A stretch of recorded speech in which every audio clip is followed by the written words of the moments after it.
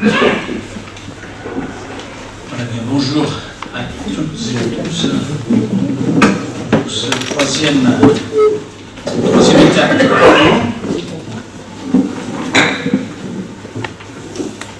Anne a bien introduit sur effectivement ce qui aujourd'hui va mobiliser, si j'ose dire. J'ai mis ce titre-là, le Fils qui mène au Père par l'Esprit. C'est bien illustré, je crois, par ce que vous pouvez voir comme image. Oui, ce que vous pouvez voir comme image qui nous montre bien le Christ crucifié, mais rejoint avec une image, une citation d'image de Michel-Ange pour la création. Comment le Père se tend vers l'humanité à travers la main du Fils crucifié, et au milieu, derrière, au milieu, la colonne de l'Esprit. Nous procéderons donc en 5 étapes. Enfin, je procéderai, je vais mettre et la suite de 5 étapes qui ne correspondent pas tout à fait à l'ordre décrit par le titre, parce que c'est pour essayer de comprendre. J'essaie de prendre les éléments les uns après les autres de façon à ce qu'on ne puisse pas se faire trop de nœuds dans le cerveau quand même. C'est ça l'objectif. Donc d'abord l'événement du don de l'Esprit, deuxièmement la personne de l'Esprit Saint, troisièmement je reviens sur Jésus lui-même, bien sûr, parce que c'est le point nodal pour tout l'ensemble de notre parcours, mais aussi pour l'ensemble de notre foi, Jésus le Fils, le mystère trinitaire et, au terme, notre inclusion dans la communion trinitaire. Donc, premièrement, l'événement du don de l'Esprit. Vous pouvez repérer comment il nous faut faire le lien avec ce que nous avons vu la dernière fois.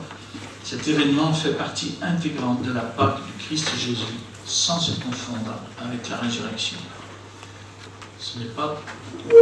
C'est justement à distance, on va le voir. Les évangélistes en parlent différemment. J'ai pris ici cette représentation de Christ au milieu des 4 évangélistes. Et vous avez en haut à gauche Luc, en haut à droite Jean, en bas à droite vous avez Matthieu, si mes souvenirs sont bons, et en bas à gauche Marc. Mais peu importe, ce qui m'intéresse, c'est ceux d'en haut, Luc et Jean. Luc, pour commencer. Dans le récit de l'évangile de Luc, la venue de l'Esprit Saint est d'abord une promesse quelque peu mystérieuse. Je vous lis ce qui est à la fin de l'évangile. Et moi, je vais envoyer sur vous ce que mon Père a promis. Il ne le nomme pas. Ce que mon Père a promis. Pour vous demeurer dans la ville jusqu'à ce que vous soyez d'en haut revêtus de puissance. J'aurais peut-être pu mettre puissance en jaune aussi, comme pour ce que, pour souligner, parce que c'est peut-être ça qu'il voulait dire, mais vous voyez, ça reste très imprécis. L'évangile de Luc est suivi par un autre livre, qui est celui des Actes, dans lequel on a beaucoup plus de détails, et au contraire, cette venue prend une ampleur tout à fait unique. Je vous lis simplement les premiers versets du chapitre 2. Quand le jour de la Pentecôte arriva, ils se trouvaient réunis tous ensemble. Tout à coup, il y eut un bruit qui venait du ciel comme le souffle d'un violent coup de vent. La maison où ils se tenaient en fut toute remplie. Alors apparurent comme des langues de feu qui se partageaient, et il s'en posa sur chacun d'eux. Ils furent tous remplis d'Esprit Saint, et ils se mirent à parler d'autres langues, comme l'Esprit leur donnait de s'exprimer. Or, à Jérusalem résidaient des Juifs pieux venus de toutes les nations qui sont sous le ciel. À la rumeur qui se répandait, la foule se rassembla et se trouvait en plein désarroi, car chacun les entendait parler sa propre langue. Luc, en fait, ici, dans ce récit, et puis il faudrait lire tout le chapitre 2, là, c'est évident, mais je vous laisserai, évidemment, pour méditer si vous voulez aller plus loin. Mais il fait une lecture presque liturgique de l'événement. En effet, il s'agit de Pentecôte, ce qui est déjà une fête religieuse juive. Pentecôte, ce qui veut dire 50e en grec. C'est le terme grec. Et cette fête religieuse fait mémoire du don de la loi au Sinaï. Et Luc fait ainsi indirectement allusion à la promesse de Jérémie 31-33 « Je déposerai mes directives au fond d'eux-mêmes, les inscrivant dans leur être ». C'est déjà, on peut le dire, une forme d'enseignement sur l'Esprit Saint. Il est en nous pour nous enseigner. Mais la richesse du récit dans son natif fait apparaître bien d'autres caractéristiques de ce don de l'Esprit. La première étant une ouverture de ce qui était fermé. Vous savez qu'ils étaient réunis dans du cénacle et que le vent pénètre à l'intérieur et les fait sortir. Il les fait sortir, eux qui étaient un peu enfermés, comme on le dit dans l'autre évangile dont je parlerai tout à l'heure, un peu par crainte du contexte dans lequel ils étaient. La ouverture de ce qui était fermé, une certaine audace qui les aide à sortir. Une communication dans la diversité, c'est très clair dans le passage que nous avons lu. À savoir qu'ils parlent diverses langues sans même, comme ça leur est donné, quoi. Et ceux qui sont en face d'eux les comprennent. En plus, quand on regarde la suite du texte, non seulement ils les comprennent, mais ils arrivent même à identifier qu'ils ont un accent galiléen. C'est extraordinaire quand même. Donc ça veut dire que cette diversité ne leur fait pas perdre leur particularité du tout. Ce n'est pas une abstraction de diversité. Et ça va amener une parole, alors ça c'est dans la suite du texte, une parole risquée, celle de Pierre qui va prendre la parole et qui va prêcher pour rendre compte du mystère, de ce qui se passe, de l'événement qui se passe, mais non seulement de l'événement qui se passe, mais aussi de ce qui s'est passé pour Jésus 50 jours plus tôt. À savoir que celui qui avait été crucifié, ça c'est encore présent dans le souvenir quand même, celui qui avait été crucifié, le voilà, nous le proclamons ressuscité. C'est vraiment le kérim, ce qu'on appelle la proclamation centrale de la foi, qui est dite à ce moment-là. Ce qui est intéressant, c'est que cela oblige ceux qui sont les auditeurs à une forme de relecture. Et si cette relecture va jusqu'au bout, si elle s'imprègne de l'esprit qui est répandu ce jour-là, eh bien, elle mène normalement à la conversion, et le texte nous le dit très clairement. Il y a eu beaucoup de gens qui vont demander mais que faire, et on leur a demandé de prendre acte de ce que ça les mettait à part dans ce monde, et qu'ils étaient appelés à être plongés dans la mort et la résurrection du Christ, dans son mystère pascal, le baptême. Et enfin, dernier élément, à partir du verset 42 du livre des Actes, il y a cet aspect de la vie communautaire. Ils sont, ça donne comme, tout de suite comme élément de faire communauté, par des modalités qui sont présentées de façon peut-être un peu idyllique dans le livre des Actes, mais enfin bon, c'est faire communauté. Ainsi, Luc, s'il décrit un événement soigneusement distinct de la croix et des manifestations du ressuscité, il n'y en a plus de manifestation du ressuscité depuis l'ascension. Il nous donne d'emblée une prédication qui, elle, est centrée sur Jésus, sur sa mort et sa résurrection. C'est pourquoi, dans notre liturgie, nous avons repris ce cycle lucanien, de Luc, la fête de Pentecôte, et là achève le temps pascal. Et on peut dire, nous ouvre à un temps plus ordinaire, ce sur quoi nous reviendrons à la fin de notre parcours. Dans son évangile, donc, l'Esprit Saint est mentionné plusieurs fois. Il n'est pas mentionné dans la promesse qui est faite par Jésus à ses disciples quand il leur apparaît au soir de Pâques, mais il est mentionné plusieurs fois.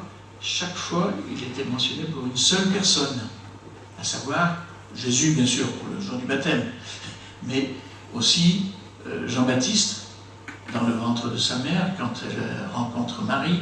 Marie, à qui il dit qu'elle va recevoir l'Esprit Saint et qu'il la prendra sous son nom. Dans le livre des Actes, c'est tout un peuple. C'est tout un peuple qui entre dans ce don de l'Esprit Saint. Et c'est pourquoi, d'ailleurs, très souvent, de façon assez classique, on met avec le récit de Pentecôte, on en fait le récit de la naissance de l'Église. Si je parviens jusqu'à faire les cours de l'an prochain sur l'Église, eh bien, on aura l'occasion d'en reparler. Voilà. C'était Luc, je passe à Jean.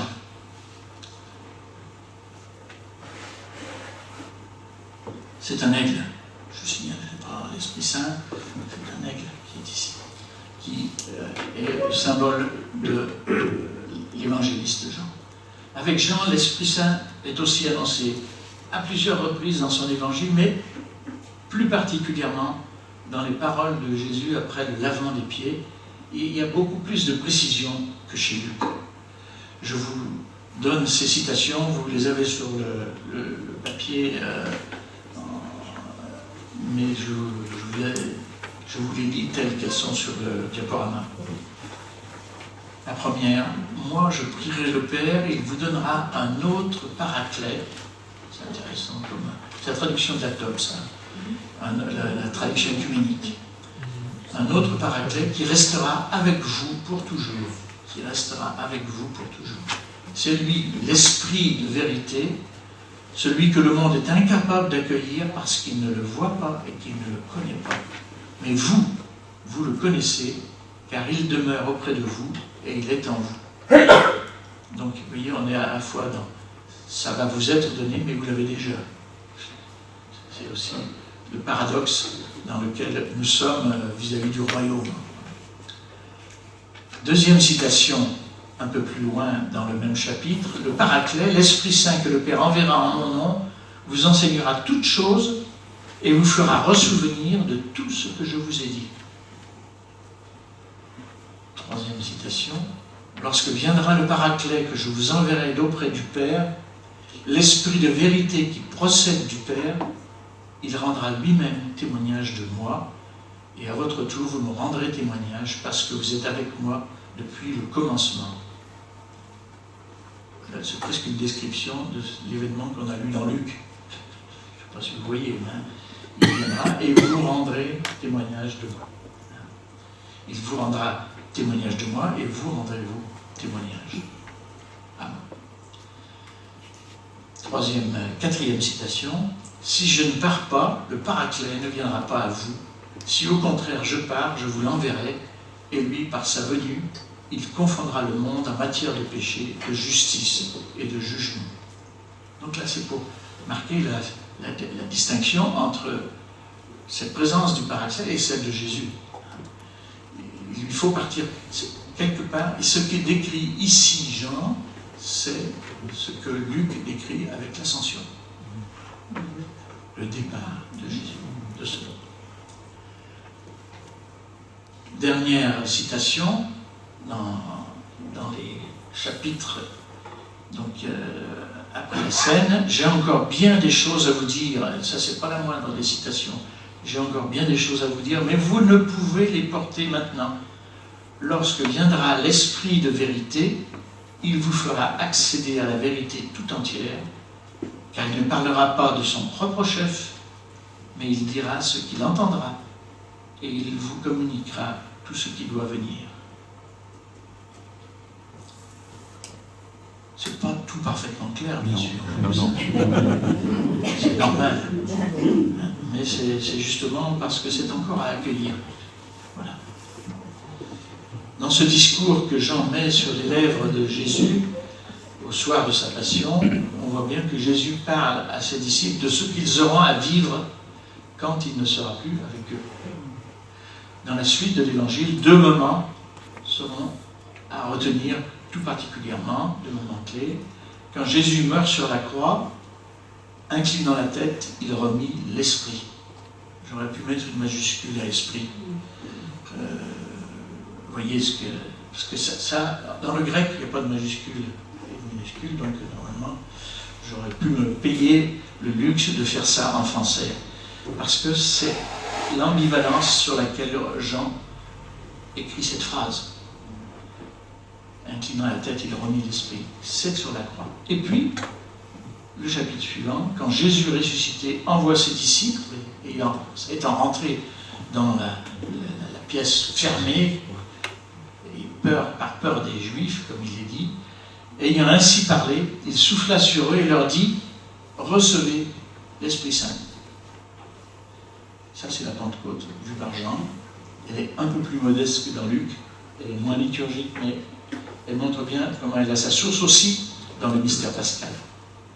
C'est assez intéressant de noter les deux choses. Jean donc met en relation divers éléments pendant que Luc distingue.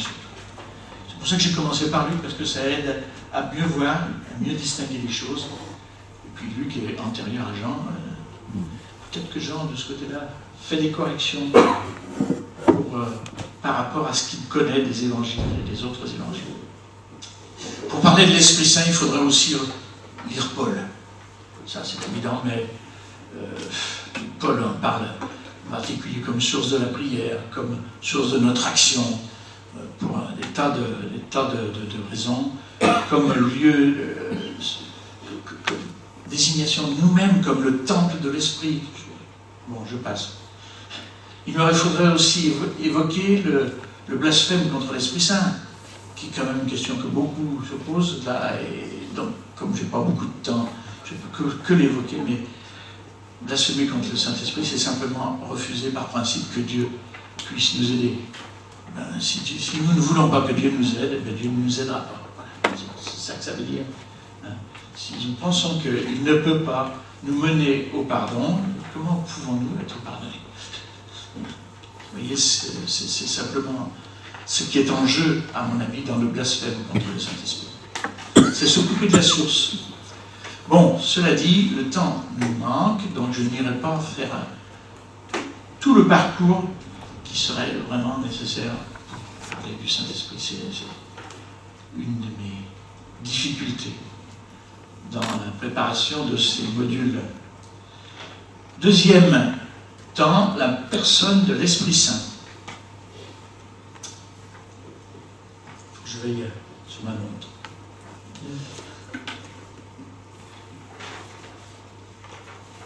Pour beaucoup, parler de la personne de l'Esprit Saint, c'est un peu énigmatique. On connaît sa désignation, comme le souffle, ça on en a parlé, les images du vent, du feu, de la colombe, on les a vues, elles étaient dans les récits que nous venons d'évoquer.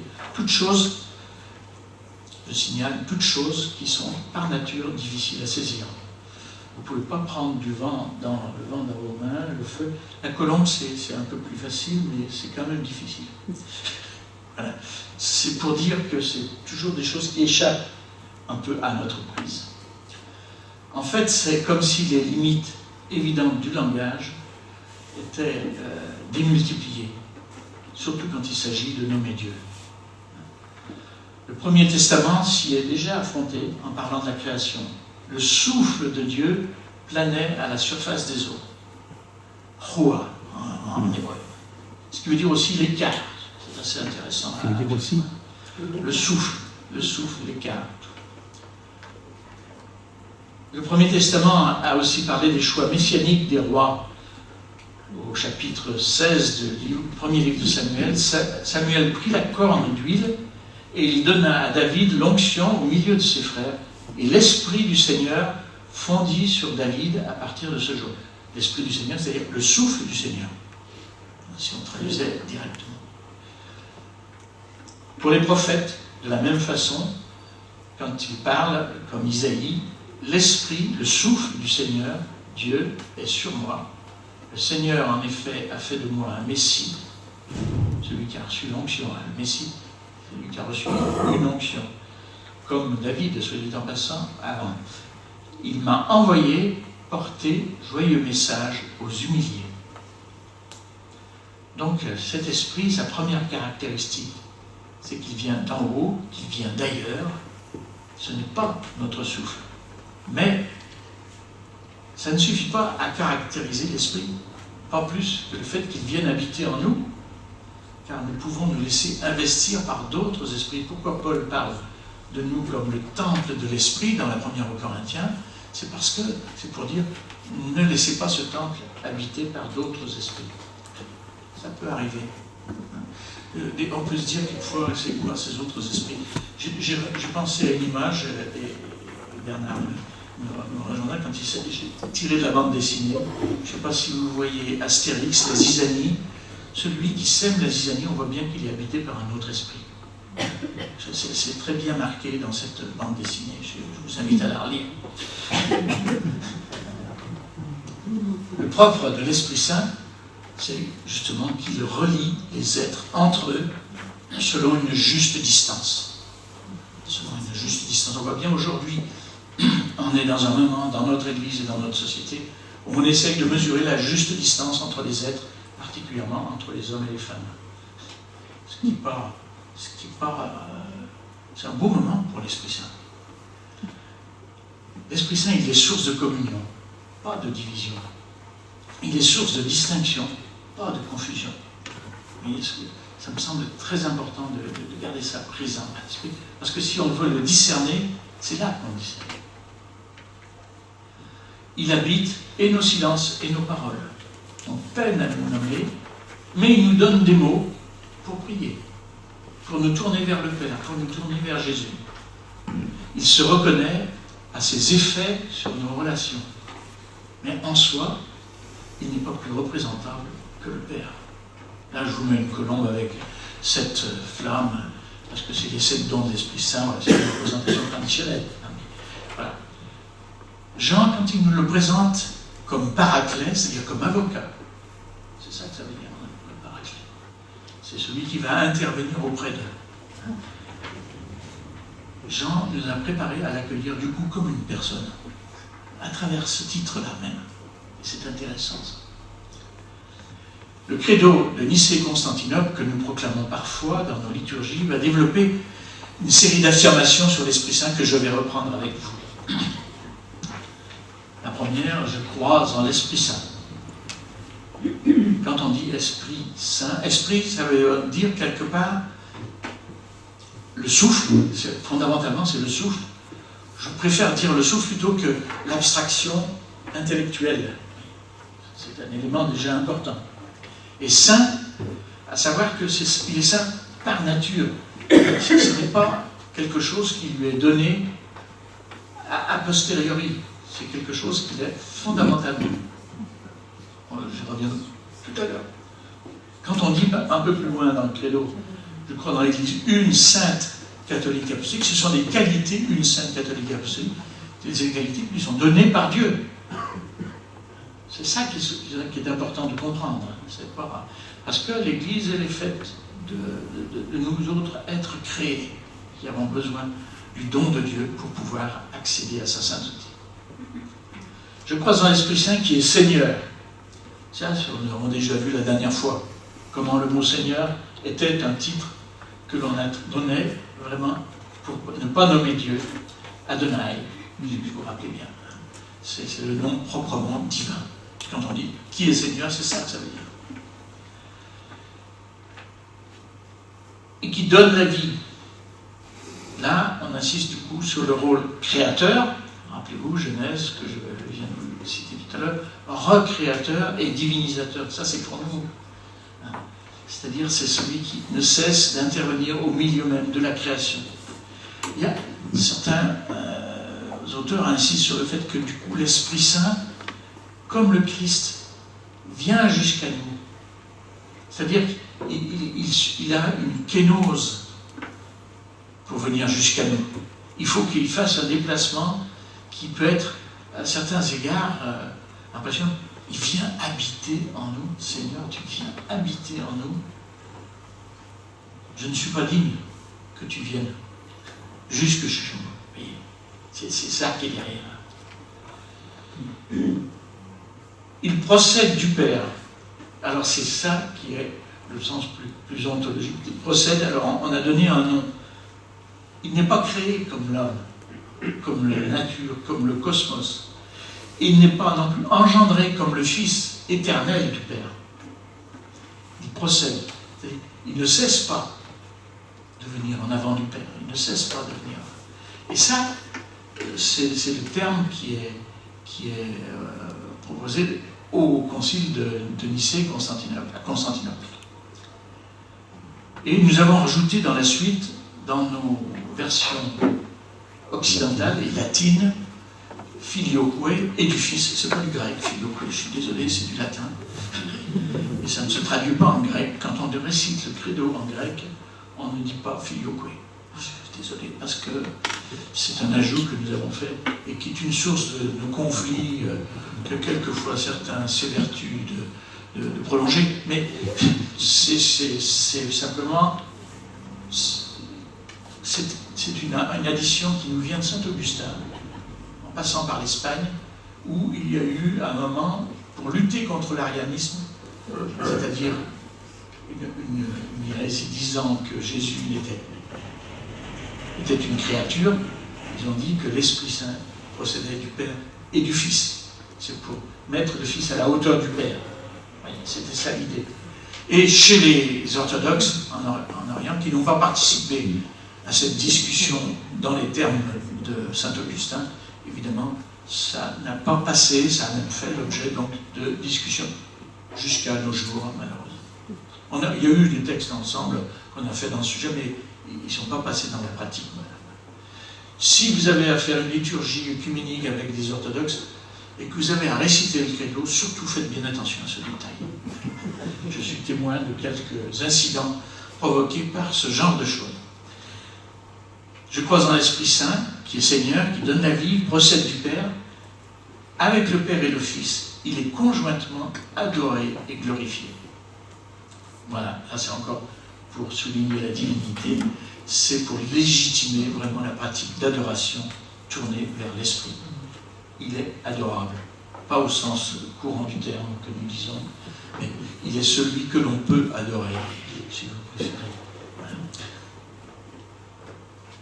Ces développements ont donc été adoptés par le Concile de Constantinople en 381, suite à une querelle sur le sujet de... Parce que ça s'est discuté, ça, bien sûr. Ben, c'est normal qu'on discute les choses dans l'Église. Sur la personnalité de l'Esprit Saint 20 ans plus tard. Cette querelle venait après une autre, elle-même provoquée par l'affirmation que je viens d'évoquer, celle d'Arius, disant que Jésus est une créature, j'y reviendrai tout à l'heure. Les pneumatomaques, c'est un nom, c'est un nom très difficile à placer dans les conversations, mais il est tout à fait intéressant. Je suis étonné que le capitaine Haddock ne l'ait pas pris dans ses journaux. Les pneumatomaques affirmaient quant à eux que l'esprit était une fabrication de Jésus. C'est vous dire, c'est aussi une partie du réflexe, c'est-à-dire qu'ils procèdent du Père et du Fils. Les orientaux, ils ont ça dans la tête, en disant, on est en train d'en faire une fabrication de Jésus. Vous voyez, c'est des restes de querelle qui traversent les siècles. Saint Basile, un oriental extraordinaire, n'est-ce pas celui-là, a été devant eux le grand défenseur de la divinité du Saint-Esprit. Vous remarquez qu'il est mort 2 ans avant le concile de Constantinople. Mais il a eu une grande influence. Les discours théologiques sur la divinité de Jésus et les discours théologiques sur la personnalité de l'Esprit Saint et sa divinité sont donc très liés et ils furent déterminants dans la réflexion de l'Église sur le mystère de l'Église trinitaire. Nous allons donc y revenir. Je voudrais simplement finir sur cette citation que j'aime beaucoup. Affirmer la personnalité de l'Esprit, c'est dire autrement que la proximité du Père et du Fils auprès des hommes n'est pas le résultat d'un effort spirituel de l'homme, d'un souvenir par exemple, mais d'une réalité qui surpasse toutes les expériences de réalité. Je dis ça, je trouve important qu'on ait présent ça, c'est-à-dire que, surtout quand on est dans une période où on parle beaucoup du développement personnel et des expériences spirituelles, l'expérience spirituelle, c'est l'expérience de la présence de l'esprit, ce n'est pas l'expérience qui produit l'esprit. C'est aussi un des éléments qui est présent dans cette phrase. Ceci nous ramène à Jésus, le Fils, que ce n'est pas nous qui l'avons produit. Nous avons déjà vu quelques désignations pour parler de Jésus, ça c'est clair, j'ai insisté surtout sur crucifié, ressuscité, mais il y en avait beaucoup d'autres déjà dont j'ai parlé. Mais celle-ci, je m'y attarde, Jésus le Fils. En revenant au récit des évangiles sur son baptême, il nous est dit comment c'est du ciel, en même temps que la colombe, que vient l'appellation du Fils. Tu es mon Fils bien-aimé, il m'a plu de te choisir. Je ne suis pas sûr que ce soit ce qui est écrit en arménien, parce que je n'ai pas appris l'arménien, mais s'il y en a parmi vous qui connaissent, ils me diront. Mais c'est parce que souvent, dans ces icônes, c'est un peu descriptif. C'est très rarement des paroles qui sont citées. Ça arrive.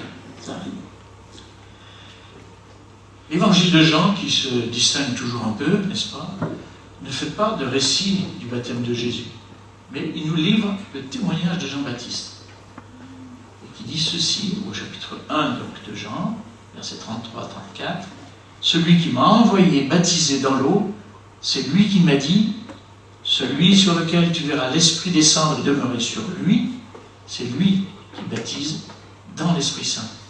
Et moi j'ai vu et j'atteste qu'il est, lui, le Fils de Dieu. » Donc j'ai tout souligné ce qui était le Christ lui-même. Et c'est intéressant la manière dont ceci est dit dans Jean. C'est vraiment une attestation intérieure que reçoit Jean-Baptiste. Jésus, par ailleurs, alors c'est surtout chez Matthieu et chez Luc, Jésus nous apprend à prier Dieu en disant « Père ». Et ça, on sent bien que c'est quelque chose de très, très important. D'ailleurs, nous le savons, à chaque Eucharistie, souvent dans nos rassemblements. On perçoit dans des récits évangéliques, il y a certainement l'expression d'une grande proximité entre Jésus et son Père.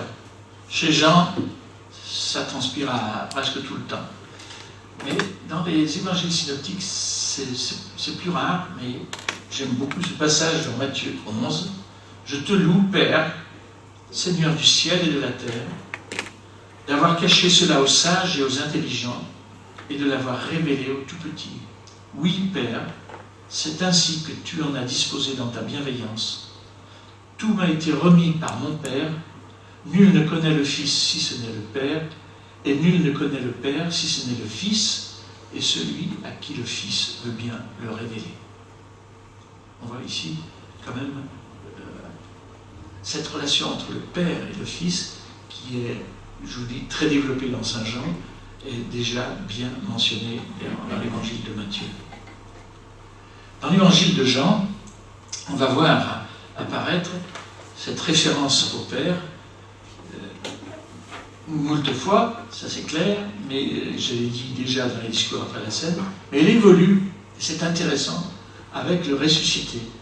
En particulier quand il dit à Marie-Madeleine, la première qui voit Jésus ressuscité, qui est l'apôtre des apôtres, comme on dit dans certains écrits patristiques, « Pour toi, va trouver mes frères, et dis-leur que je monte vers mon Père, qui est votre Père, vers mon Dieu, qui est votre Dieu. »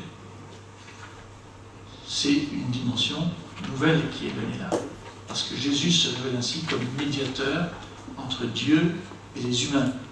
En lui se rencontrent toute la divinité, toute l'humanité. C'est dans ce sens-là qu'il est médiateur, et qu'il est l'unique médiateur. Il n'y en a pas d'autre que lui. Ce que nous affirme clairement l'épître à Timothée. Comprendre ce mystère sera toujours au cœur de la méditation de l'Église quand elle regarde Jésus.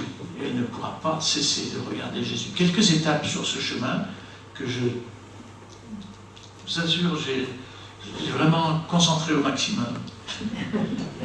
Très vite, on trouve des traces dans les écrits les plus tardifs du Nouveau Testament. Il va falloir écarter la tentation de voir Jésus comme un Dieu venu dans une apparence humaine. C'est ce qu'on appelle le docétisme. Dans le papier que vous avez sous les yeux, j'ai marqué gnosticisme.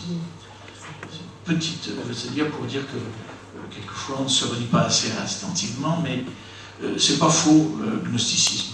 Simplement, tous les gnostiques ne sont pas docètes. Voilà, le docétisme c'est simplement que c'est l'apparence. Il a une apparence d'homme. Non, c'est pas une apparence d'homme. Il est vraiment humain. C'est ça qui a été réaffirmé. Et les gnostiques sont plus tentés par ça, parce que pour eux, ce qui compte, c'est pas notre humanité, c'est pas la chair, c'est ce qui rentre dans notre cerveau. Donc, pour eux, l'essentiel, c'est qu'on comprenne bien. Donc, du coup, eh bien, évidemment, ils sont facilement docèles. C'est pas vraiment leur problème. Vous voyez, c'est pour ça que j'étais un peu rapide en mettant gnosticisme. Il y a aussi la tentation inverse. Donc là, vous voyez, dans l'Église, il y a toujours eu des sensibilités diverses. Et effectivement, cette tentation inverse d'un homme qui sera adopté par Dieu. Là, il est vraiment homme, il n'y a pas de problème, mais il est adopté par Dieu là, de façon un peu inopinée et temporaire, hein, pour le jour de son baptême. C'est ce qu'on appelle donc l'adoptionnisme. Les tentations, en fait, vont se faire ensuite.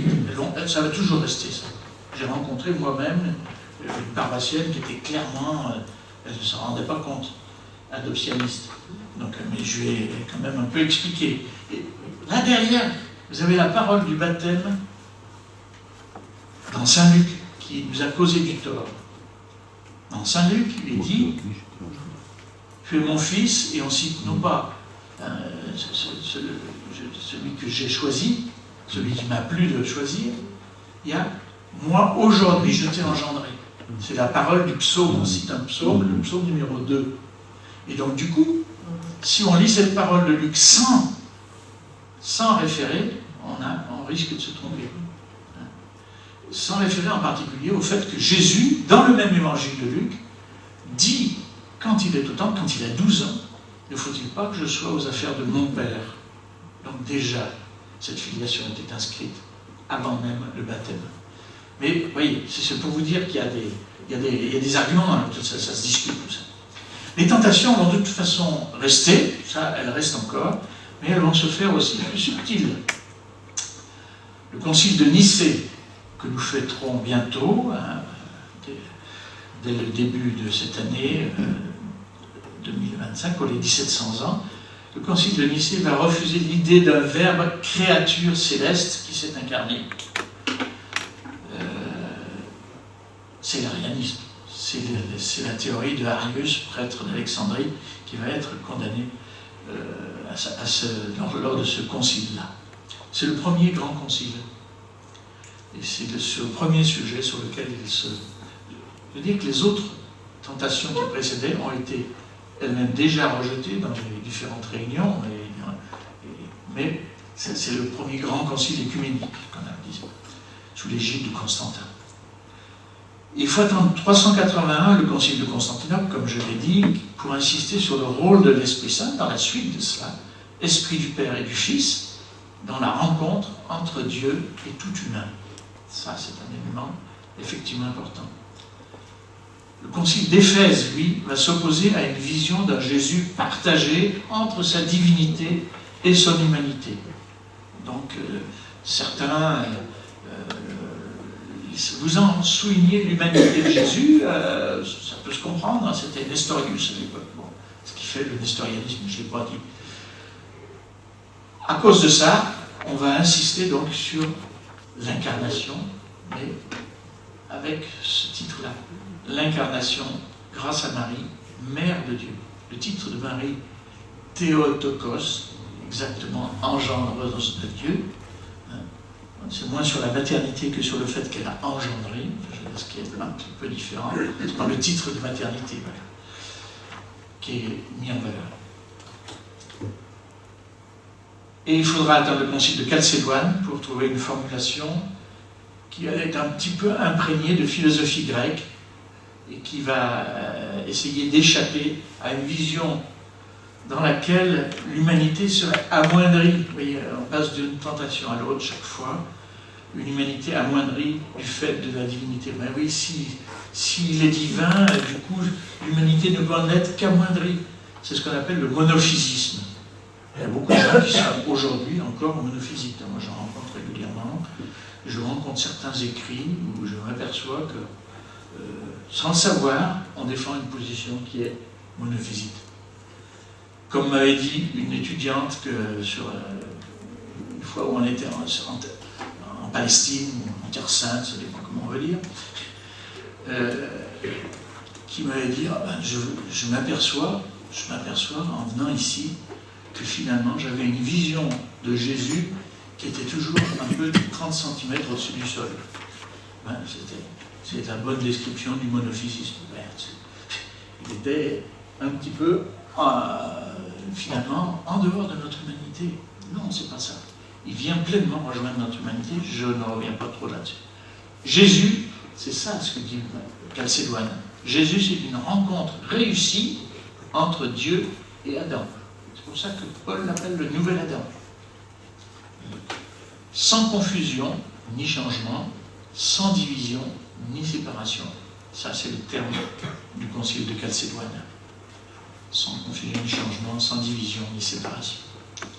C'est notre référence. Mais à partir de là, évidemment, on va arriver à se poser la question du mystère trinitaire. Et on va essayer de comprendre qui sont Jésus et l'Esprit Saint, que c'est à partir de là que l'Église va s'ouvrir à ce mystère-là. C'est un approfondissement de sa foi en un seul Dieu. J'ai mis une représentation qui est peu ordinaire de la Trinité. Je ne sais pas si vous avez vu, mais ce qui est de peu ordinaire dans cette représentation, j'y reviendrai peut-être tout à l'heure, c'est le fait que Dieu le Père, c'est lui qui trône, n'est-ce pas? Il a un visage humain. Et puis, Jésus, qui pourrait avoir très légitimement un visage humain, il est un agneau. Et l'Esprit, il est une colombe. Ils ont tous une petite auréole. Donc, je veux dire, c'est vraiment la sainteté de Dieu qui est à la fin. C'est assez étonnant comme représentation, je trouvais, personnellement. Mais il y en a beaucoup d'autres représentations étonnantes, j'y reviendrai. Le terme Trinité, qui a été inventé par Tertullien, c'est un latin, il est commode pour dire qu'il y a trois personnes distinctes en une seule nature divine. C'est la jonction entre tres et unitas, le terme latin trinitas. C'est ça que ça veut dire, 3 et 1. Mais ce terme-là ne dit pas tout. Ne dit pas tout parce que je me rappelle des démonstrations absolument farfelues sur le sujet. Évidemment, celle du chanoine Moukir, qui est extraordinaire, qui disait c'est facile, c'est 1 multiplié par 1, multiplié par 1, ça fait 1. Quand ça sert pourquoi il y en a 3, alors ça, c'est une autre question. Mais je passe sur cette démonstration parce que c'est pas exactement comme ça que ça se passe. Mais Saint-Hilaire de Poitiers nous dit bien avec quelle précaution il faut aborder ces choses. Je vous ai mis la citation en intégrale sur la feuille annexe.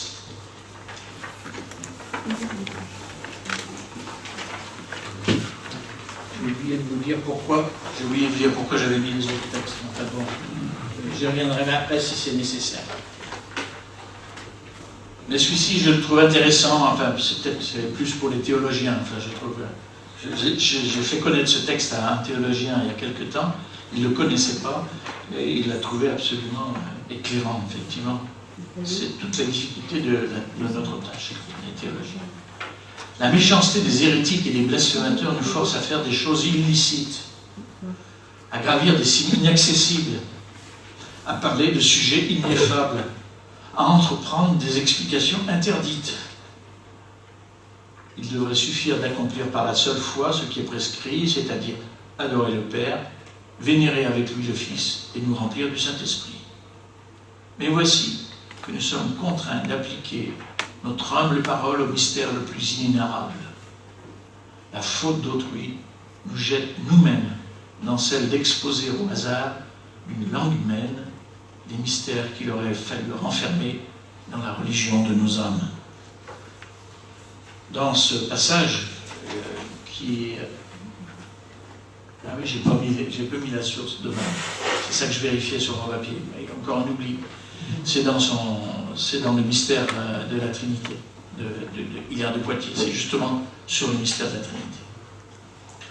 Et ça peut se retrouver facilement sur... Si vous tapez ce texte-là sur Internet, vous aurez tout ce qu'il faut. Mais c'est quand même tout à fait intéressant.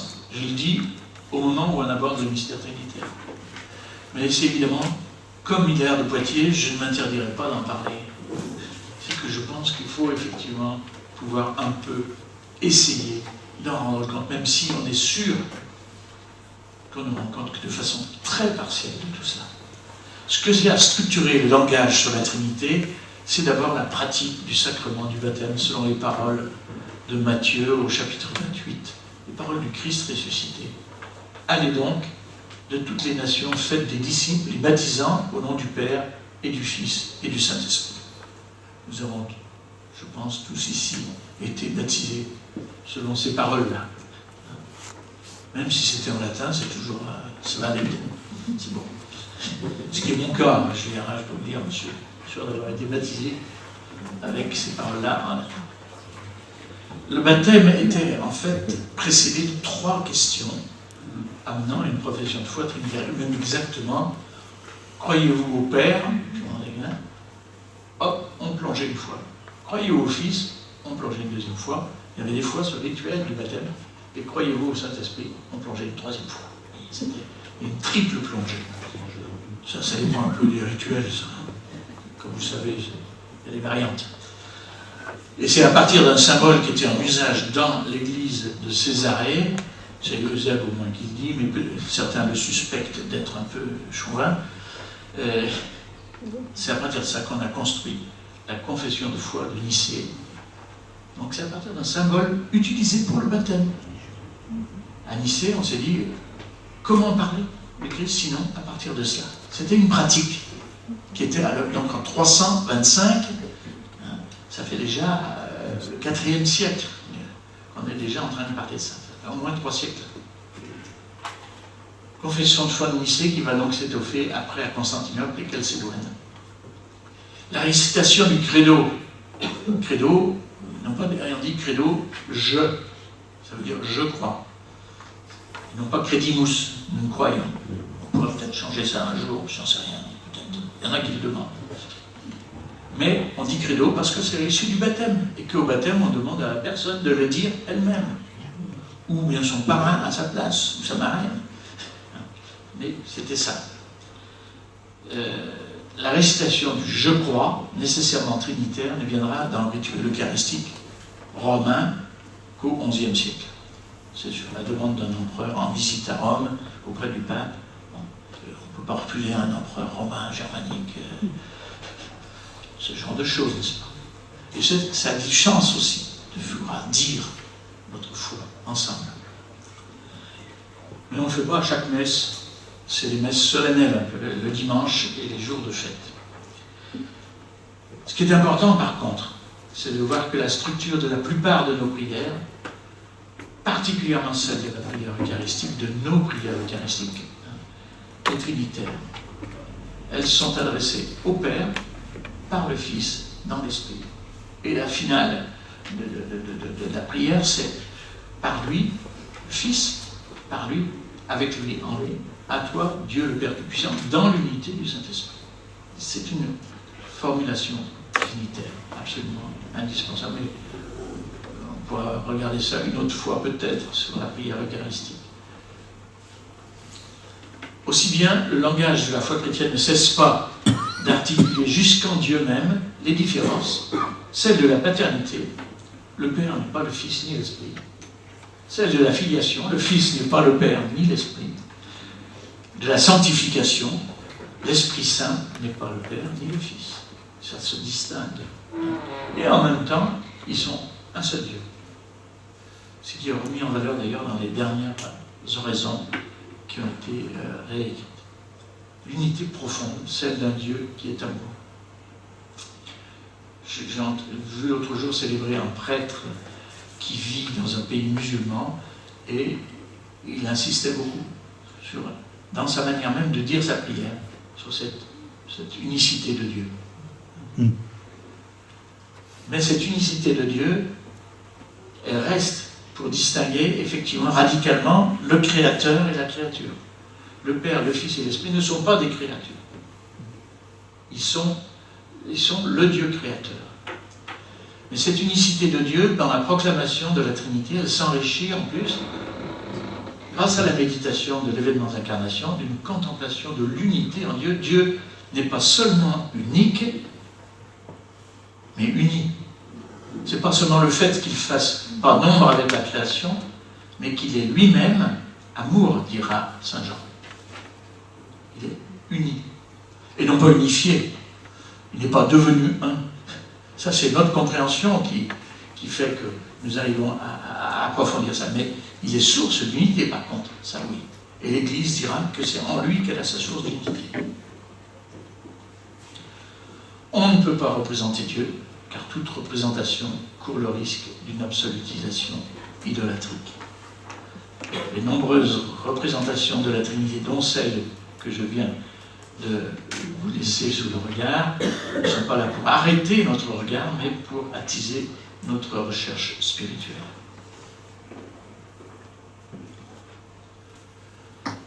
Notre inclusion dans la réunion trinitaire fait que je reviens à la même image, mais située dans son contexte initial.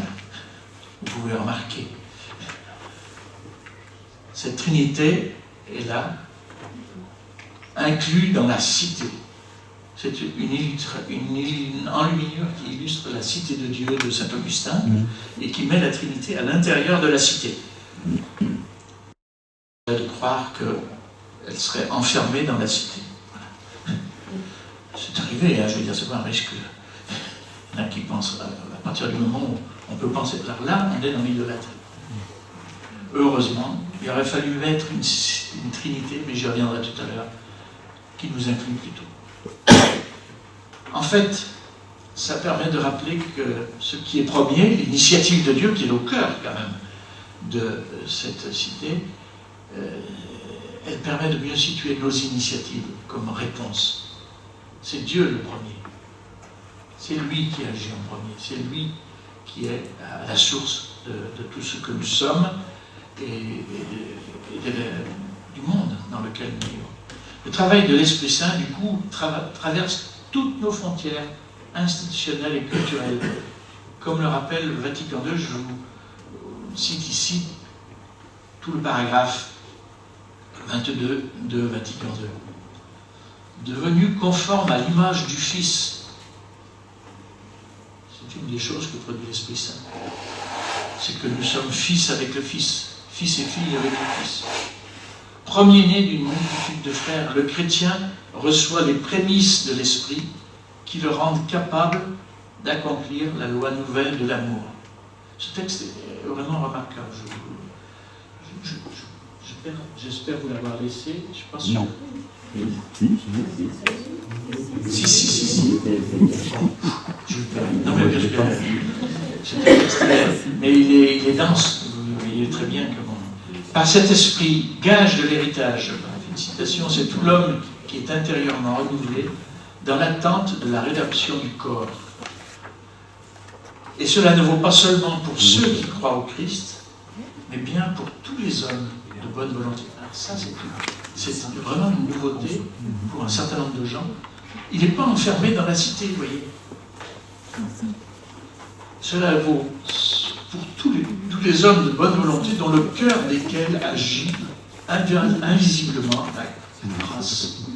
En effet, puisque le Christ est mort pour tous et que la vocation dernière de l'homme est réellement unique, à savoir divine, nous devons tenir que l'Esprit Saint offre à tous, d'une façon que Dieu connaît, la possibilité d'être associés au mystère pascal.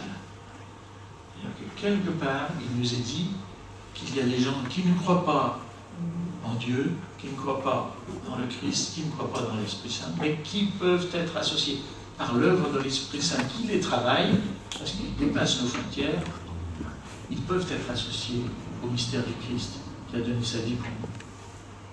Je trouve que c'est une déclaration très très importante qui peut choquer pour certains, et qui a choqué certains, je peux vous le dire. Mais elle me semble très importante à comprendre. C'est-à-dire que l'Esprit Saint travaille au-delà de toutes nos frontières, au-delà même de nos sacrements, au-delà même de notre Église. C'est pas nous qui allons mettre des limites à l'Esprit Saint, vous comprenez? C'est ça qui est important à saisir. De ce travail de l'Esprit, nous devenons signes dans l'Église. Ça, c'est très important. C'est-à-dire que ça dit notre rôle aussi. C'est nous qui avons à aider les gens à nommer ce qui se passe pour eux, ce qu'ils découvrent pour eux. J'ai vu hier quelqu'un qui est venu me voir en confession, mais c'était vraiment ce travail-là que j'avais à faire avec lui.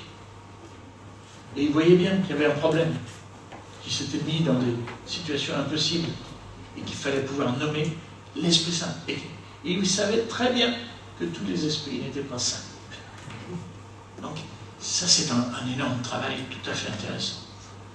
Les sacrements, c'est signe de l'action de Dieu, donc c'est ça que nous disons quand on fait un sacrement, c'est un signe que l'on donne de la part de Dieu.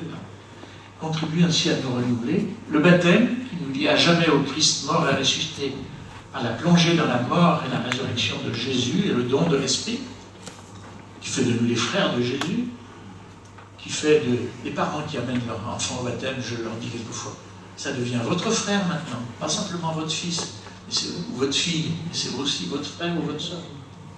C'est important, madame. La confirmation du baptême, qui nous inclut dans une dynamique pascale de l'Église, corps du Christ, ça c'est le baptême, la confirmation, nous on l'a mis, c'est séparé en Occident du baptême. En Orient, baptême, confirmation, eucharistique sont tous ensemble. L'Eucharistie nourrit en nous cette vie pascale et ecclésiale. Baptême, confirmation, eucharistie sont tous ensemble en Orient, même pour le baptême des enfants. Chez nous, ils sont tous ensemble pour le baptême des adultes, depuis quelques années.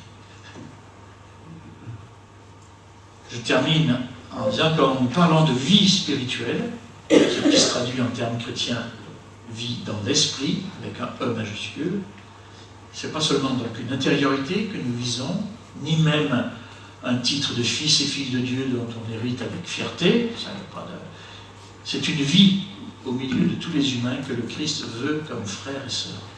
C'est en témoignant de l'action de Dieu par l'accueil de la parole, la prière d'action de grâce, le service de la charité auprès des plus pauvres. Là, je fais déjà un petit peu d'exésiologie quasiment, mais je suis obligé.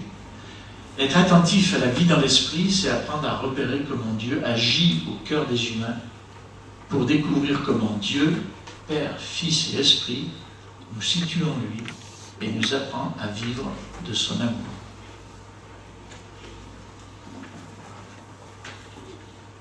De même, la même peintre qui avait peint cette Trinité que j'avais au départ, j'ai mis en place cette autre Trinité qu'elle a peinte, où vous avez 3 visages qui se regardent. Et je trouve que c'était intéressant, il n'y en a qu'un qu'on voit de face. On peut penser que c'est Jésus, voilà. Mais elle ne l'indique pas. Un petit bonus sur la Trinité et les représentations de la Trinité, très rapide, comme vous le savez. Alors là, c'est un domaine que j'ai pas mal travaillé. Les représentations absolument impossibles de la Trinité. C'est ce qui m'intéresse, comme je vous l'ai dit la dernière fois à propos de la résurrection. Ce qui m'intéresse, c'est ce qui n'est pas représentable. Mais qu'on n'hésite pas à représenter ça. Il n'y a pas de problème, il y en a énormément. Ça provoque la foi, l'imaginaire. Pour de nombreux peintres, je vous ai montré un peintre contemporain, une peintre contemporaine, exactement. Mais les plus légitimes, je trouve, en général, s'appuient sur des épisodes bibliques. Par exemple, le baptême de Jésus, pour Jean Colombe, qui est donc l'auteur des Très riches heures du duc du Berry, dans cet extrait, voilà, où on voit bien le Père, le Fils et l'Esprit, qui sont parfaitement distincts au moment du baptême. Même, on voit bien que le Père ressemble beaucoup au Fils. Normal. C'est partout comme ça. Et puis, cette autre icône, plutôt orientale, à gauche c'est plutôt Occident, oui, effectivement, et là plutôt l'Orient, je termine là-dessus, celle de Rougiev que vous connaissez tous, je pense, et qui est très intéressante parce qu'elle met entre le Père, le Fils et l'Esprit. Là-dessus, il y a des discussions sur les commentateurs, entre savoir qui est le Père, qui est le Fils, qui est l'Esprit. Certains disent que c'est le Père qui est au fond, parce que c'est le Père créateur, voilà, et qu'il est celui qui n'est pas de notre côté à nous. Et alors que l'Esprit Saint et le Christ sont venus jusqu'à nous. D'autres qui disent c'est celui qui est à gauche qui est le Père. Bon. Mais d'autres qui disent c'est celui qui est à droite qui est le Fils. Parce qu'il y a un visage qui est reflété dans la coupe. C'est celle du Fils. Moi, ce qui est aussi important, c'est de voir que nous sommes dans la coupe. Nous sommes au milieu de la Trinité. On est sur cette table qui est le cosmos de la création. Vous voyez que ça donne à réfléchir quand même si c'est...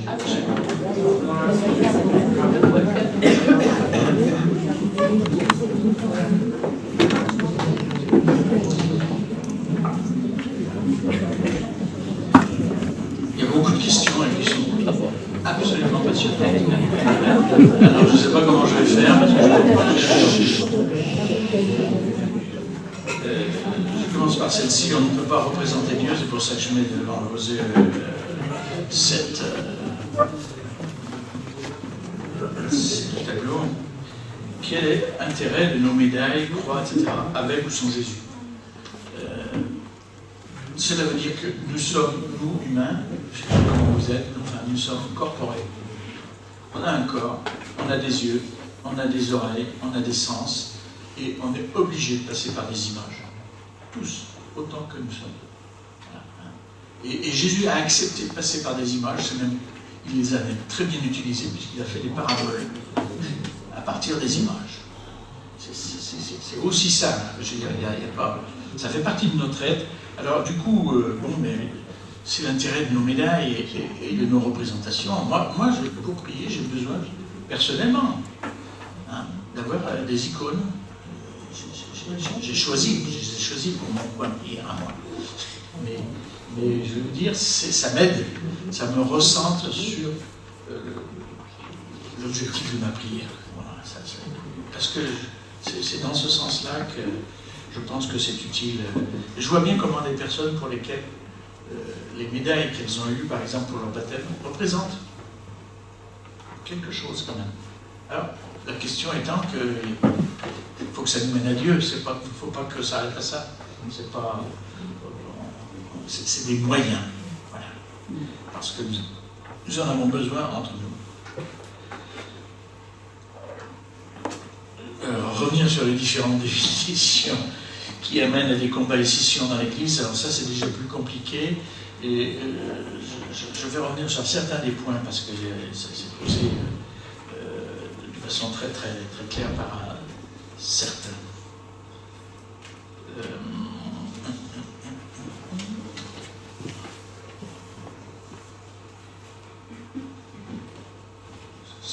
Ça, quels sont les textes sur lesquels se sont appuyés les premiers chrétiens pour condamner le docétisme et l'arianisme? Je peux vous donner des références de livres. Il y a d'ailleurs des références de livres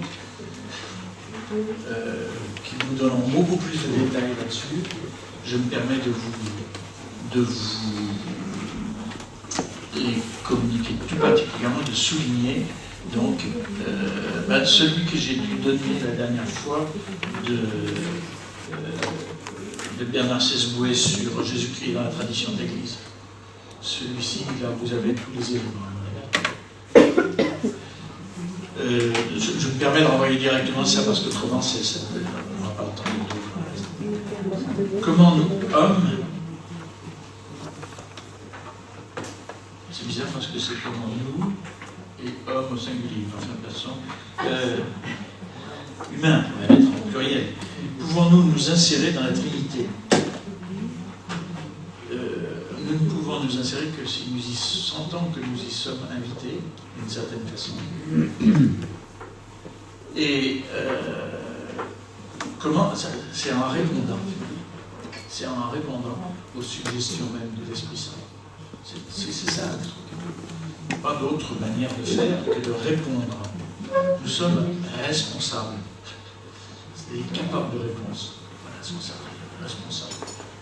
Et c'est la manière dont nous menons notre vie qui manifeste que nous faisons place à Dieu. Et que donc nous lui faisons place, donc du coup il nous fait place. Peut-on se représenter la Trinité comme un trépied? Alors, pour entrer dans le domaine des représentations, il y en a une autre qui m'est donnée et que je vais reprendre parce qu'elle a sa source chez saint Augustin. L'unité entre notre tête avec l'esprit, notre cœur et notre corps permet de comprendre la Trinité. L'unité, je ne sais pas tout à fait la formule, mais notre tête avec l'esprit, c'est ça, entre notre tête, notre cœur et notre corps, nous permet de comprendre la Trinité. Ça, c'est une comparaison faite par Augustin, qui renvoie de la... Vous savez, je n'ai pas parlé non plus du drapeau avec les 3 couleurs, mais qui est un seul drapeau. Enfin, on n'a pas fini. Le trèfle à 3 feuilles, et pas à 4 feuilles, excusez-moi. Le trèfle à 3 feuilles. C'est d'ailleurs pour ça que c'est devenu l'emblème de l'Irlande. C'est à cause de la Trinité. Vous voyez, c'est des tas de trucs comme ça. Bon, enfin, ça. En simplifiant, quelle est la fonction du Saint-Esprit dans la foi? Est-ce qu'il y a quelqu'un qui pourrait simplifier à ma place? Parce que franchement, c'est la source, c'est tout, c'est la source. Vous voyez, c'est Pierre qui voit le centurion qui l'a fait venir chez lui et qui tout d'un coup se met à... Il parle comme l'Esprit Saint lui donne de parler. C'est l'Esprit Saint qui est à la source. Et alors du coup, qu'est-ce qui nous empêche de le baptiser? Voilà la question que se pose. Enfin, la conclusion à laquelle arrive Pierre. Pour le livre des Actes, chapitre 10, je vous invite à relire ça, vous verrez, c'est ça. C'est comme ça que ça se passe. Mais on voit bien, quelquefois, mais même chez des fois des enfants qui ont une acuité spirituelle, on voit qu'ils sont travaillés par l'Esprit Saint. Pour ceux qui font de la catéchèse, j'espère que ça vous arrive de temps en temps de le voir, parce que c'est magnifique. Quand on voit ça, c'est vraiment magnifique. Est-ce que, comme Jésus, l'Esprit nous habite dès notre conception, avant notre baptême? Bien sûr, nous sommes fils de Dieu par la création. Ça, c'est clair, nous sommes tous comme fils et filles de Dieu. Mais nous avons tous un esprit qui est l'esprit humain. Mais ce n'est pas l'Esprit de Dieu. Ce qui est important, c'est de recevoir l'Esprit de Dieu. Alors nous pouvons être agis au cœur même de notre être par cet Esprit de Dieu, même si nous ne sommes pas, comme le dit le texte de Vatican II, par l'Esprit de Dieu. Mais c'est distinct. C'est une distinction à percevoir entre le fait d'être naturellement marqué par l'Esprit, parce que c'est une marque humaine. Les humains sont habités par un souffle spécifique de leur humanité. Depuis la création, il leur a insufflé un esprit. Voilà. Hein? Mais ce n'est pas dit que c'est l'Esprit Saint. C'est le souffle de l'humain. Voilà. Donc, il faut cette rencontre entre l'humain et le divin, ce que l'Esprit Saint vient faire en nous. Voilà. Du coup, il vient nous habiter. Mais c'est délicat, hein, bien évidemment. Comment évoquer, comment enseigner la Trinité à des adultes catéchumènes? J'espère avoir un peu aidé. C'était le but quand même en partie. Hein. Mais je vous avais compris que la question c'est de repérer aussi comment l'Esprit travaille en nous. C'est pour ça que j'ai commencé par cette question. Parce que j'ai commencé moi-même en parlant de l'expérience spécifique de l'Esprit.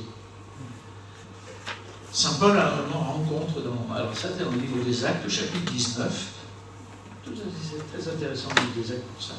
Il rencontre des gens qui ont reçu le baptême donné par Jean-Baptiste et qui ne connaissent pas, ils ne savaient pas qu'il y avait un Esprit Saint. Saint Paul trouve très important de leur dire attention. Et il y a un Esprit Saint, c'est l'Esprit même de Jésus, enfin, qu'il vous faut pouvoir recevoir. C'est-à-dire, il commence par...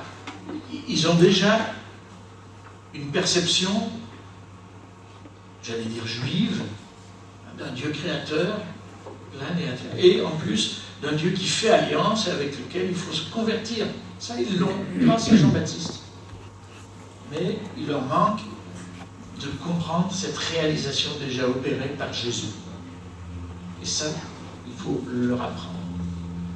Donc, à mon avis, il faut faire repérer cette expérience spécifique de l'Esprit Saint et puis ne pas cesser de leur faire connaître Jésus parfaitement habité dans cet esprit. C'est ça le... C'est pas les deux. C'est pas l'un sans l'autre, pardon. C'est les deux, tout à fait ensemble. Donc du coup, comme nous sommes fils de Dieu, ça rejoint ce qu'on disait tout à l'heure, avec Jésus, il y a une différence qui est marquée par Paul, très très clairement. Il dit, nous sommes fils adoptifs. Fils et fille de Dieu, mais il y a un seul Fils éternel du Père. Et c'est dans le Christ que nous sommes fils et filles de Dieu. On peut prendre des questions. Celles-ci, parce que celles-ci, ils sont un peu... Il y en a qui sont cotons quand même. Pourquoi souffle égale écart? Alors c'est moi qui ai parlé là simplement du vocabulaire hébreu. Celui dans lequel est écrit le Premier Testament, et dans lequel on utilise le terme roua, qui est le terme qui dit l'écart. Et moi je trouve c'est magnifique, c'est un jésuite qui m'a fait découvrir ça dans un commentaire qu'il faisait justement sur le livre des Actes. C'est que si vous regardez un texte comme dans Genèse, j'essaie de ne pas me tromper de chapitre, c'est 31, 32, quelque chose comme ça. Vous avez Jacob qui s'est disputé avec son frère et il lui a volé son droit d'aînesse. Alors disons qu'ils ont des relations un peu difficiles, et il vient le rejoindre plusieurs années après. Et il vient pour se réconcilier avec lui. Que fait Jacob pour rencontrer son frère Ésaü? Il envoie devant lui, il s'est enrichi, il envoie devant lui un certain nombre de troupeaux, cadeaux, comme ça. Et il dit, vous mettez bien entre les troupeaux, vous mettez un écart. Il faut qu'il apprécie quand même les cadeaux. Il faut qu'il ait le temps, vous voyez, le souffle. Qu'il reprenne souffle entre chaque cadeau, en fait, pour bien préparer à cette rencontre. Mais il faut aussi que Jacob soit là, c'est pour ça qu'il aura un combat de nuit, dans Genèse 32, et il va se réconcilier avec son frère. Ce qui n'était pas donné d'avance. Mais il y met l'Esprit Saint au milieu. Et vous voyez là la juste relation entre les deux frères qui s'installe. C'est laisser cet espace pour que la juste relation puisse être vécue. Quand on parle là-dessus, de cette juste relation, on m'a demandé, cette question m'a été posée, c'est ça que j'essaie de faire apparaître. Et c'est vrai que quelquefois, il nous faut beaucoup de temps pour trouver quelle est la juste relation. Et c'est risqué. C'est risqué. C'est pas si simple que ça. Pourquoi parle-t-on toujours du masculin et pas du féminin, Père, Fils et Esprit? Alors ça, sans doute, la solution claire, c'est que nous sommes toutes les religions que nous connaissons presque sont nées dans des milieux patriarcaux, comme on dit aujourd'hui, en insistant beaucoup sur ce... C'est vrai, c'est la domination du masculin sur le féminin. Il y a même un texte dans la Genèse qui dit « l'homme dominera sur toi ». C'est pas un ordre qui est donné à l'homme, c'est plutôt un constat. de ce qui s'est passé et ce qui se passe encore. Donc, il y a derrière cette idée-là. Je crois que fondamentalement, il y a ça. Mais c'est pas pour masculiniser.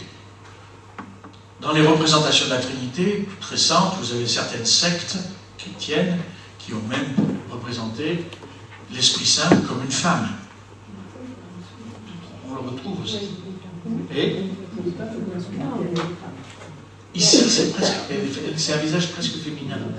Mais vous avez aussi des appellations de Dieu qui est aussi comme une mère. Voilà. Vous avez ça aussi. Je veux dire, à savoir que quand nous projetons sur Dieu nos histoires de genre, nous le savons bien aujourd'hui, puisqu'on essaie de les relativiser, quelquefois de façon assez curieuse. Mais bon, c'est sur Dieu, alors c'est encore plus relatif.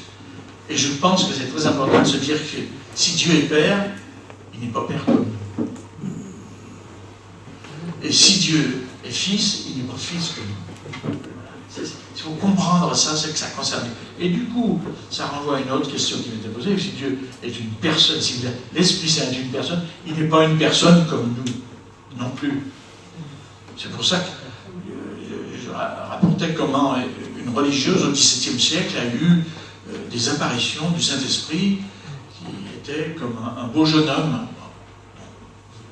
C'était bien avant Freud, donc question là-dessus. Donc, on peut arriver à comprendre qu'elle a voulu insister sur le fait que c'était une personne sans doute, mais il ne faut pas projeter trop nos imaginaires sur Dieu. Hein, et que si certains ont de la peine à se dire que l'Esprit Saint est une personne, ils ne le voient pas comme une personne comme nous. Surtout pas. Il est personne, ça veut dire simplement qu'il est celui qui a la consistance par rapport au Père et au Fils. C'est tout. Comme nous avons consistance dans nos relations et nous nous reconnaissons comme personne. C'est-à-dire source de liberté. Oui. C'est ça qui est derrière. Mais pas davantage, parce qu'autrement on est vite perdu. Pourquoi de nos jours certains théologiens écartent cette expression de même nature? Vous savez que c'était dans notre ancienne citation du credo et on a changé, on a mis consubstantiel, ce qui éclaire considérablement la donnée. Nous sommes d'accord. C'est évident. Non mais c'est des vocabulaires hérités des disputes qui ont eu lieu à Constantinople et à Chalcédoine. Oui. On en est là. Mais c'est des mots qui ne veulent plus dire pour nous exactement les mêmes choses. Alors j'aime bien personnellement la traduction qui avait été faite, du point de vue écuménique, en français, en disant « un seul être avec le Père ». Un seul être avec le Père. Je trouve que ça parle mieux à notre modernité que consubstantiel. Ah oui. Il me reste 4 minutes. Non. C'est fini. Et ben voilà. Je suis désolé, mais il y avait beaucoup de bonnes questions. Ah.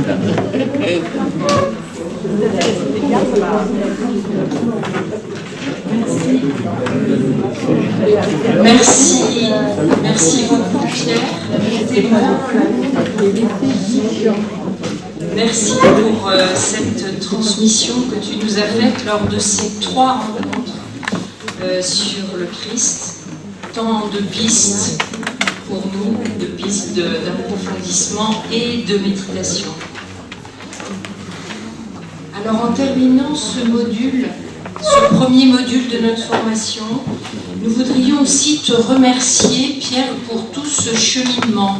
En fait, c'est toi qui as conçu ce parcours sur 2 ans pour nous. Et nous allons le continuer avec d'autres intervenants que tu nous as aidés à trouver, à choisir. Tu as conçu ce parcours spécialement pour notre doyenné et au service vraiment de l'annonce de la bonne nouvelle, au service de chacun de nous, de notre cheminement de foi, de nos communautés paroissiales, au service de l'Église du diocèse de l'Ain qui se construit aussi par ce cheminement théologique. Voilà, donc c'est un grand merci pour tout ce parcours. Alors, si j'avais la possibilité de donner une bénédiction, j'ai pas le droit, je pense. C'est pas grave. Si. Je dirais de notre part à tous que Dieu te donne la santé, la force et la joie pour poursuivre ton ministère de transmission théologique et pour faire profiter beaucoup de chrétiens de ton charisme. Et puis je rajoute une bénédiction, que tu puisses revenir pour le module sur l'Église, très égoïstement pour nous. Voilà. Voilà, donc un grand merci. Comme d'habitude, les paniers sont là pour votre participation à chacun, donc merci beaucoup. Et une petite chose sur Pierre. Sur la prochaine rencontre, j'ai vu Francis qui viendra donc. Et on a un peu modifié le programme compte tenu des questions que vous avez posées. D'accord. Donc le 14 décembre, c'est toujours le Pentateuque, le Premier Testament. Ça sera d'abord la Bible. Ah, d'abord la Bible. D'accord. D'accord. Merci, puis très bonne journée à tous.